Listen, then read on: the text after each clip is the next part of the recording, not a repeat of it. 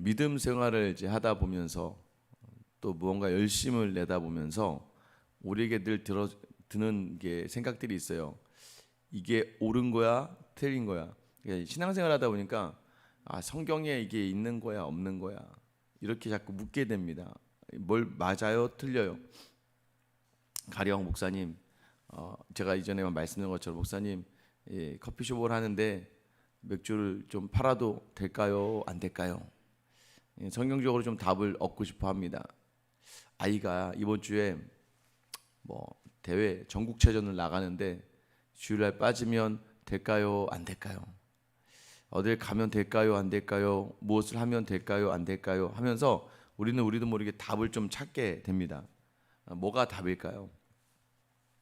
우리는 계속해서 우리도 모르게 하나님을 믿기 시작하면 그 믿는 자리에서 옳은 건지 틀린 건지 찾으려고 합니다. 인생의 자리도 마찬가지예요. 자녀들을 키우면서도 내가 지금 제대로 하는 건지 안 하는 건지 모르고, 내가 지금 이렇게 하는 게 하나님 앞에서 죄를 범하는 건지 죄를 범하지 않는 건지 이렇게 묻게 됩니다. 고린도 교회도 계속해서 바울에게 물어본 것 같아요. 25절에 보면 처녀에 대하여 내가 주께 받은 계명이 없다라고 이야기해요. 처녀에 대해서 받은 계명이 없다라는 건 뭐냐면 아마 믿지 않는 형제랑 결혼을 해야 될까요, 말아야 될까요? 이런 질문들이 또 있었던 것 같아요, 당시에. 성경적으로 안 믿는 형제와 결혼을 하는 게 맞습니까, 틀린 겁니까? 또는 안 믿는 자매와 결혼을 하는 게 맞습니까, 틀립니까? 라고 이 바울에게 질문했던 것 같아요. 그런데 바울은 솔직하게 이야기합니다. 나 그것에 대해서 받은 계명은 없어. 결혼을 누구랑 안 믿는 사람 해라 마라. 여러분 성경에 믿는 자와 결혼하라라는 말은 또 없거든요.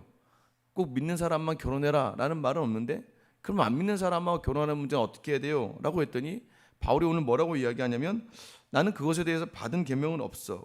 자, 그런데 주의 자비하심을 받아서, 주님의 자비로 한번 내가 돌아보며 충성스러운 자가 된 내가 의견을 말하노니라고 솔직히 이야기합니다. 이 말은 바울 자신도 주께 받은 계명이 아니라 그냥 내 의견을 말한다라는 거예요. 그러니까 결국 바울은 결혼하지 마라고 이야기하지 않고 안 믿는 사람과 결혼해라고 이야기하지 않고 정작 그 질문에 우리의 답은 무엇이냐?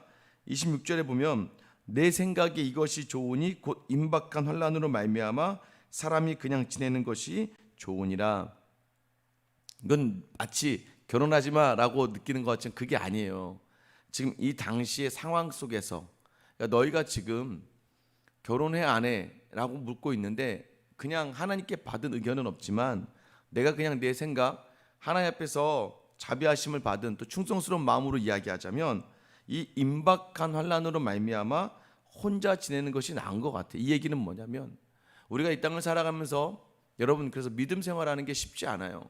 믿음을 붙들고 살아가는데 나 혼자서 믿음을 붙들고 사는 것도 어려운데 내 가정, 왜 결혼하면 자연스럽게 남편을 전도해야 되고 또는 아내에게 믿음을 전해야 되는 시간들, 또는 자녀들에게 믿음을 이야기하려면 우리가 뭐예요? 이 고난을 감당해야 돼요. 크리스찬으로서 나중에 감당해야 될 많은 고난도 있고, 오늘의 당장 지금 이 고린도 교회 이 문화 속에서, 고린도의 문화 속에서 이 가족을 건사하며 믿음을 지킨다는 것이 절대 쉽지 않다는 거예요.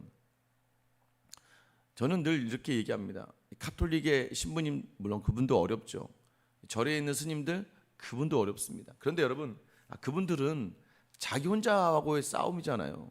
내가 경건하게 서고 새벽기도 하고 내가 말씀 읽고 내가 말씀 전하고, 자, 그런데 이제 저와 같은 목사들의 특징이 뭐예요? 저는 가정이라고 하는 큰 역할들이 있습니다. 이 목사로만 끝나는 게 아니라 아빠로도 서야 되고 남편으로도 있어야 돼요. 근데 여러분, 가장 큰 문제가 뭐예요? 내 힘으로 해결되지 않는 내 개인의 문제들, 가장 큰 게 가족이에요. 남편 아내가 맘대로 됩니까? 자녀들이 맘대로 되나요? 그렇게 당연히 신앙생활 하기에는 혼자 있는 것이 좋다라고 바울이 이야기하는 거예요. 이 말을 제가 이 온가족 수련회 가서도 얘기했던 것 같고 여기서도 철회 때도 얘기한 것 같은데, 뭐요? 혼자 있을 때는요, 정말 제가 혼자 기도원 간다고 생각해 보세요. 새벽에 일어나세요, 기도하고 말씀 보고 또 식사 잠깐 하고 또 말씀 보고 또 기독교 영성 책도 좀 읽고 점심에 또 같이 점심 식사하고 나서 또 잠시 쉬며 갔다가 또 말씀 보고 책 읽고 설교 준비하고 이러면 하루 종일 말씀 준비하고 경건한 생활 지낼 수 있어요. 그런데 여기 있다 보면 어떻게 돼요? 교회만 있으면 저도 좋죠. 그런데 어떻게 해요? 아이들이 있으니까 가서 또 밥도 차려줘야 되고 또 아내가 또 직장 갔다 오거나 또는 아내랑 같이 뭐 양육도 해야 되고 살림도 해야 되고 또 이것저것 하다 보면 뭐요? 신경 써야 될 게 더 많아질 수밖에 없는 거죠. 근데 그때는 당시 고린도 교회 안에서 이 기독교인들이 환대받던 시대가 아니기 때문에 그래서 바울이 27절에 보면 네가 아내에게 매였느냐 노이기를 구하지 말며 아내에게서 노였느냐 아내를 구하지 말라. 28절 그러나 장가가도 죄 짓는 것이 아니요 처녀가 시집가도 죄 짓는 것이 아니로되 이런 이들은 육신의 고난이 있으리니 나는 너희를 아끼노라 라고 이야기해요. 결국 쉽게 얘기하면 혹시 아내와 이혼했으면 다시 아내를 구하려고 하지 말고 결혼하다 이혼했으면 다시 억지로 결혼하려고 하지 말고 또 반대로 장가가는 것도 죄가 아니다 라고 이야기하는 거예요. 결국 이 얘기는 뭐냐면 우리는요 자꾸 뭐가 죄냐 뭐가 죄가 아니냐라고 모든 것을 규결하는데 그런 게 아니라 그 자리자리에서 주님을 섬기기 위해서 무엇이 유익하냐 이것에 초점을 좀 맞추라는 거예요. 오늘 여러분 보세요. 새벽기도 가야 되냐 안 가야 되냐 안 가면 죄 짓는 겁니까? 그런 거 아니라는 거예요. 여러분 어제 밤 늦게까지 또 어제 이제 저희 수련회 갔다 왔는데 수련회 가서 수고하고 몸이 육체가 피곤하고 연약한데 이제 갑자기 새벽에 또 무리해서 새벽에 나오려고 하지 않을 수 있는 것도 그러니까 오히려 그게 하루를 또 망가뜨릴 수도 있으니까 여러분 무엇이 죄냐 아니냐에 같은 걸로 생각하지 말고 순간순간에 내가 이것을 가지고 하나님께 영광을 돌릴 것이냐 돌리지 않는 것이냐 힘든 몸을 가지고 새벽기도 나와서 내가 이제 왔다 이거 하나 가지고 몸은 힘들어 죽겠고 찬송도 안 돼 머리도 아프고 막 몸도 힘든데 이 자리에서 예배드리는 게 과연 하나님께 영광이 되겠느냐. 반대로 집에 있지만 끝까지 뭐 힘든 몸이지만 끝까지 자녀들과 남편과 아내에게 믿음의 사람의 본을 보이며 그 자리를 맞추고 끝까지 같이 있는 게 낫겠느냐. 그러니까 쉽게 얘기하면 결혼하냐 안 하냐 혼자 사느냐 이혼하느냐가 중요한 게 아니라 어떠한 상황에서든지 사명을 놓치지 않고 살아가는 삶을 살고 있느냐 이것을 질문하고 바울이 얘기하는 거예요. 여러분 왜요? 우리는 자꾸 세상의 것을 가진다라는 것에 대해서 사실 이게 쉽지는 않습니다만 그러나 이것을 가지고 그저 이것이 맞나 틀리냐를 생각하지 말고 이것으로 하나님께 어떻게 영광을 돌릴까. 그러니까 상황을 어떻게 바꾸냐 이것도 중요하지만 더 중요한 건 뭐예요? 어떠한 상황 속에서라도 주님을 신실하게 영광 돌리며 기쁘게 할 수 있느냐 이것을 지금 바울이 요구하고 있습니다. 그래서 다시 말하죠. 29절에 보면 형제들아 내가 이 말을 하노니 그때가 단축하여진 고로 이후부터 안에 있는 자들은 없는 자같이 하며 우는 자들은 울지 않는 자같이 하며 기쁜 자들은 기쁘지 아니한 자같이 하며 매매하는 자들은 없는 자같이 하며 세상 물건을 쓰는 자들은 다 쓰지 못하는 자같이 하라라고 이렇게 얘기해요. 바울은 그때가 단축되었대요. 이 그때는 무엇일까요? 어떻게 첫 번째로는 종말이라는 것이죠. 예수가 곧 금방 오신다라는 이런 생각을 가지라고 이야기해요. 그러니까 긴박성을 가지는 거예요. 그리스도인들에게 시간은 무한대로 주어지지 않는다. 늘 하나님이 완성하실 그 시점을 놓치지 말라는 거예요. 그러니까 우리는 세상을 살면서요. 세상의 슬픔에 너무 과도하게 집중하면요. 절망하게 됩니다. 반대로 세상의 성공에 너무 집중하게 되면요. 교만하게 돼요. 결국 내 손에 잡히는 세상의 소유에 목숨을 걸고 살아가는 거예요. 근데 믿음은 그런 게 아니라는 거예요. 믿음은 우리로 그 과도한 감정에 휘둘리지 않는 거예요. 세상에 동화되지 않고 슬픈 일이 있어도 낙심하지 않아요. 왜? 이제 곧 주님 오실 거니까. 이 모든 자리가 주님을 위한 거니까. 기쁜 일이 있어도 교만하지 않아요. 이 기쁜 일 주님이 주신 거니까. 그러니까 우리의 모든 세상의 삶은 집착이 아니라 여러분이 가지고 있는 여러분과 가족을 남편과 아내와 자녀를 가지고 있어도 집과 차와 좋은 것을 가지고 있어도 여러분 집착하지 않게끔 그것들에 주님께 영광 돌릴 걸 생각해야 되는데 자꾸 세상 것들에 집착하다가 그 건강한 소유의 자리를 잃지 말라는 거예요. 제가 말씀드렸잖아요. 믿음이라는 건 가난하게 살아야 된다, 나눠야 된다. 이 땅에 뭐 우리가 빈손으로 왔으니까 다 나눠주고 빈손으로 가야 된다. 이걸 이야기하는 게 아니라 건강하게 소유해라. 네가 가지고 있는 거 가져야 될까 말아야 될까 아니야 가지고 있다면 이것이 하나님께 영광 돌리도록 사용하라고 이야기하고 있는 거예요. 그러니까 저한테 목사님 이거를 해야 될까요? 말아야 될까요? 이걸 가져야 될까요? 가지지 말아야 될까요? 목사님 저기 가야 될까요? 말아야 될까요? 라고 할 때 여러분 스스로가 이미 답을 알고 있다는 거예요. 이것이 하나님께 영광이 될 것. 이것을 통해서 하나님께 집중해야 될 자리가 오히려 집중하지 못하게 되고 오히려 하나님을 잃어버리게 되는 과정이 있을 것 같다면 무엇이 중요한지를 믿음으로 판단하라는 거예요. 그러면서 우리는 세상에 매이는 삶이 아니다라는 거예요. 자꾸 네가 세상에 있는 소유, 그러니까 아내가 있지만 아내가 없는 자 같이 해라. 뭐라고 얘기합니까? 기쁘지만 기쁘지 않는 자 같이 해라. 이건 뭐예요? 세상에 일일비하는 것에 묶여서 거기에 집착하다가 무너지지 말라는 거예요. 사람에 막 집착하다가 하나님을 놓치지 말라는 거예요. 내 일에 막 몰두하다가 하나님을 놓치지 말라는 거예요. 이 일도 하나님을 위해 하는 것이고 아내가 있는 것도 하나님을 위해 있는 것이고 남편이 있는 것도 하나님을 위해 있는 것이고 자녀를 섬기는 것도 하나님을 위해 섬기는 거라는 것을 놓치지 말라는 걸 이야기하는 거예요. 왜 그렇습니까? 31절 마지막에 하반절에 보면 이 세상의 외형은 지나갑니다. 그래서 외형이라는 게 뭐냐면 이 세상의 겉모양, 형태, 현재의 질서는 파라가이, 지나간다. 파레기, 지나간다는 뜻이에요. 여러분 뭐예요? 이 또한 지나가리라. 이런 표현이에요. 세상은 견고해 보이지만 지나가게 될 거라는 거예요. 하나님의 나라는 보이지 않지만 영원하다는 걸 얘기하는 거예요. 돈, 명예, 세상의 트렌드와 여러분 이 모든 것들 이거 곧 어떻게 해요? 이제 맞춰진다는 거예요. 없어진다는 거예요. 영원하지 않은 것들을 가지고 영원하신 하나님을 가리지 않게 오히려 우리는 영원하지 않은 것들을 가지고 하나님께 영광을 돌리는 삶을 살아간다는 거예요. 돈을 많이 벌려면 어떻게 해요? 돈을 많이 벌려니까 시간을 당연히 그쪽에 집중해야겠죠.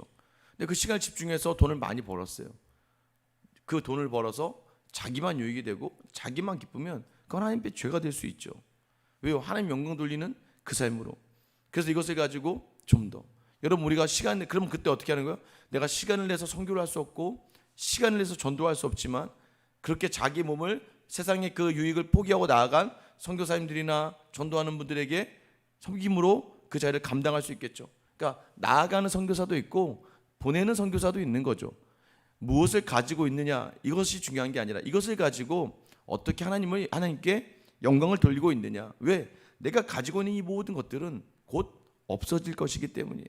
이 땅에서 사라질 것이기 때문이에요. 그래서 우리는 마치 영화 배우가 무대 앞에서 막 연극을 하고 나서 끝나면 관객들에게 막 박수 받고 끝나는 것처럼 보이죠. 그 당시의 삶을 뭐 그렇게 비유하는 건 그렇지만 우리 인생을 하나님이 이 땅에 주셨는데 이 땅에서 우리의 모든 삶의 끝은 누구의 평가를 받게 되는 거예요? 하나님의 평가를 받게 되는 거예요. 그래서 우리에게 주어진 모든 것들을 잘 사용해라. 우리가 가져온 모든 것은 우리의 것이 아니다. 여러분의 것이 아님을 놓치지 않게 되기를 축원합니다. 자, 그러면 이것도 마찬가지야. 이런 논리로 너에게 혹시 고난을 주셨냐? 그럼 그 고난을 너에게 맡겨주신 것이라. 여러분 때로는 힘들고 어려운 일도요. 하나님이 우리에게 맡기신 거예요. 사명으로 맡기신 거예요. 어떻게 그 자리를 감당하는지 보겠다는 거예요. 그때 또 놓치지 말아야 될 말이 무엇입니까? 이 또한 지나가리라. 오늘 우리에게 주신 말씀이에요. 이 세상의 외형은 지나간다. 이 고난을 우리에게 맡겨주면서 하나님이 잠시 맡겨두신 거예요. 잠시. 그러면서 하나님 보신다는 거예요. 우리에게 문제를 줍니다. 여러분 좋은 학교 가려면 문제를 잘 풀어야겠죠. 문제를 맡겨주셨으면 그 문제를 풀어야 돼요. 근데 우리에게 풀어야 될 그 능력과 힘이 바로 믿음이라고 이야기하는 거예요. 그러니까 고난이라는 것을 때로는 성공이라는 것을 너에게 잠시 맡겨뒀다는 거예요. 여러분이 너무나 좋은 그것은 하나님이 잠시 맡겨둔 거예요. 너무나 힘든 그 고통의 순간도 잠시 맡겨둔 거예요. 그리고 하나님께서는 그것을 가지고 우리가 이 세상에 살지만 영혼을 바라보며 사는 것처럼 사는지 바라보고 계신다는 거예요. 그래서 오늘 바울이 얘기하는 거예요. 무엇을 가졌느냐 안 가졌느냐 하느냐 안 하느냐 소유했느냐 소유지 않았느냐 가냐 안 가냐가 중요한 게 아니라 이 각자의 상황에서 너는 더 하나님께만 집중할 수 있느냐. 너무 내 생각을 많이 하지 말라고 말씀드렸어요. 내게 주신 사명에 집중하라는 거예요. 세상에 매여 사는 사람이 아니라 우리는 영혼에 매여 산다는 거예요. 지금 당장 돈이 없는 거 가지고 너무 호들갑 떨지 말라는 거예요. 몸이 안 좋은 거 가지고도 호들갑, 왜? 이거 어차피 사람은 다 죽어. 물론 더 살고 덜 살고 조금 편안하게 살고 조금 불편하게 살고 또 때로는 조금 힘들고 억울하고, 그러나 때로는 그 모든 것들 속에 아무렇지 않은 것처럼 보이지만 이 모든 인생은 결국 금방 끝나는 거예요. 우리가 자꾸 이 영혼을 놓치니까 오늘 하루 내게 없는 것 보면서 막 불안해하는 거예요. 오늘 하루 막 내게 있는 것 보면서 막 다 가진 것처럼 막 교만해요. 여러분, 그런 인생을 살지 말라는 거예요. 왜? 우리는 이 땅의 것들이 얽매인 인생이 아니기 때문에 하루하루를 주님께 내어 맡기고 온전히 가는 거예요. 이제 수련회 가면 참 좋아요. 왜 좋은지 아세요? 거기가 천국 같거든요. 먹는 거 걱정 안 해요. 먹는 것도 뭐 다 먹는 거 잘 나와요. 시간도 막 걱정 안 해도 돼요. 다음에 뭐 할까 이런 거 생각 안 해도 돼요. 막 같이만 있어도 즐겁고, 막 앉아서 그냥 모닥불 앞에 앉아서, 그죠? 어른들 이렇게 앉아서 모닥불 앞에 앉아서 이야기를 나누기 시작하는데 뭐 거의 뭐 11시부터 두세 시간을 그냥 쉽게 웃으면서 모닥불 나누면서 시간 가져도 그냥 그 시간이 즐거운 거예요. 아이들 그냥 뛰어다니기만 해도 좋죠. 왜? 믿음이라는 건 그런 거예요. 믿음이 있는 믿음의 공동체가 함께 그 시간을 보내니까 그 시간 안에서 웃고 즐겁고 행복한 시간이 되는 거예요. 항상 몸이 어렵고 부정적인 집사님도 같이 막 급하게 부랴 같이 갔는데, 저희도 생각을 좀 많이 했죠. 저분 가셔서 힘들면 안 되는데. 그런데 나중에 전사님 통해 들어보니까 너무 즐거웠다고, 너무 재밌었다고. 왜 그럴까요? 믿음의 공동체 안에 있으니까 생각과 모든 것들이 믿음 안에서 함께하기 때문입니다. 여러분, 오늘 하루를 여러분 어떻게 사시겠습니까? 오늘 하루 세상에 살지만 세상에 살되 여러분 세상에 속한 사람처럼 살지 마시고, 세상에 살지만 영혼에 속한 사람처럼 살아가시면 여러분 오늘의 모든 삶의 자리에 하나님은요 생각할 수 없는 기쁨을 우리 안에 풍성하게 주실 줄 믿습니다. 오늘도 여러분, 우리는 영혼을 사는 사람이다. 이 땅에 매여 있지 말자. 이제 곧 지나간다. 고통도 지나가요. 영광도 지나가요. 우리와 함께할 영원한 분은 오직 우리를 사랑하시고 우리를 위해 자기 몸을 아끼지 않고 주신 예수 그리스도와 그 아버지 되신 우리 주님밖에 없다. 그 주님을 놓치지 않는 오늘 하루가 되시길 예수님의 이름으로 축원합니다. 기도하겠습니다. 사랑의 하나님 아버지, 우리는 믿음 생활을 하다 보면서 우리도 모르게 자꾸 질문이 됩니다. 이것을 해야 될까 말아야 될까, 가져야 될까 가지지 말아야 될까. 때로는 생각하지 못한 고난이 다가옵니다. 이 고난을 어떻게 해석해야 될까, 내가 뭘 잘못했을까가 아니라 이 모든 것은 하나님이 우리를 청지기로 여기시며 맡겨주신 것으로 여기는 우리 믿음의 사람들 되게 하여 주시옵소서. 그래서 무엇이 있냐 없냐, 내가 무엇을 하냐 안 하냐, 내가 건강하냐 아프냐, 내가 그것을 소유하냐 소유하지 않느냐로 우리의 삶을 평가하는 것이 아니라 이 또한 지나가리라. 좋은 것도 금방이기에 교만할 필요 없고, 결핍과 부족과 아픔도 금방이기에 이것으로 우리가 낙심할 필요도 없다는 것을 우리의 믿음으로 증명하는 오늘 하루가 되게 하여 주시옵소서. 세상의 것에 자꾸 일일비하면서 흔들리는 인생이 아니라 견고하게 무엇을 하던 주를 위해 행하는 사랑하는 주의 자녀들 다 되게 하여 주시옵소서. 우리를 위하여 이 땅의 부귀와 영광이 아무것도 아님을 알고 오히려 하나님 그 하늘의 높은 보좌를 더욱더 귀하게 여김으로 우리를 위하여 자기 자신을 아낌없이 내어주신 우리 주 예수 그리스도의 이름 받들어 기도드립니다. 아멘.